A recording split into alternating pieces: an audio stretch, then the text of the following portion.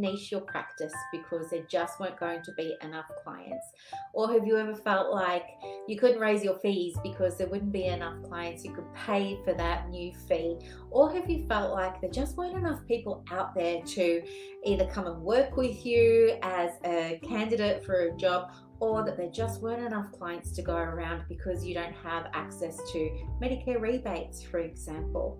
If so, then you are absolutely not alone, and it is possible that perhaps you're experiencing something that we refer to as a scarcity mindset. So a scarcity mindset is when, perhaps without even being consciously aware, we limit how we show up in our private practice as women because we think that there's not enough of something. There's not enough clients, there's not enough money, there's not enough opportunities, there's not enough work, there's not enough candidates for our role.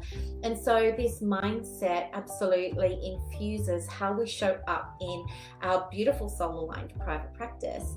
And what happens is, as a result of a scarcity mindset, we end up manifesting unwanted situations into the practice. In psychology, you might use different language and you might refer to it perhaps as more along the lines of a self-fulfilling prophecy. You know, you might think, oh, nobody's going to come and work with me because I hear that other therapists are hard to find. And so as a result of that, you bring that energy into how you write your job ad or how you recruit, and then you don't find anybody, and then that supports this feedback loop of scarcity, and it helps you feel really comfortable because it was predictable. So what I want to share with you is that I also had scarcity mindset, but I was able to overcome it, and it didn't take me too long. It wasn't overly easy, but it was fairly simple.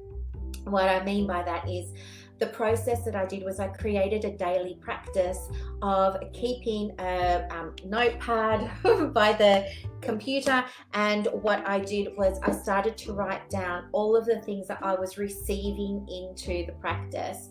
So I would write down if I received an inquiry, if I received an email, if I received a call, if I received a payment, if I received a compliment, anything at all that the practice received. I started to make a list of that. And what happened was, after doing this for less than 5 days, I was going to say a week, but a working week is 5 days. By the end of that week, what happened was I started to feel like, oh my gosh, there's so much abundance in this practice. There's so much good stuff coming in. I'm running out of space on my paper to write down all of the things that I'm actually receiving. And so it was by raising my conscious awareness around the abundance that was already here and around me that I was able to shift my mindset. And you can do it too. And the value in shifting your mindset is when you open yourself up to seeing the abundance that you already have in your private practice. It takes the fear out of doing things like investing in personal development or getting supervision with somebody you really want to have it with, rather than going for the group supervision because it's cheaper. Or it allows you to invest more in the practice and really bring that practice back into alignment with the purpose that you had for creating it in the first place.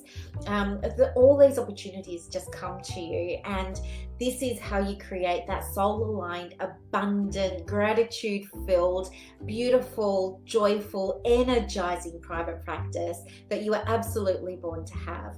You can do it. It is possible. If you're struggling with scarcity mindset and shifting it into a place of abundance, just try that process that I used and see how you go.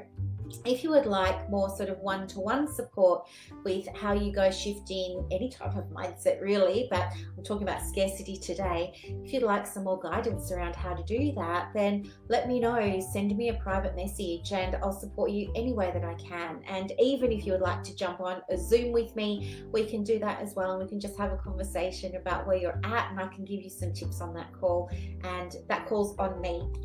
No strings attached, just like to help you.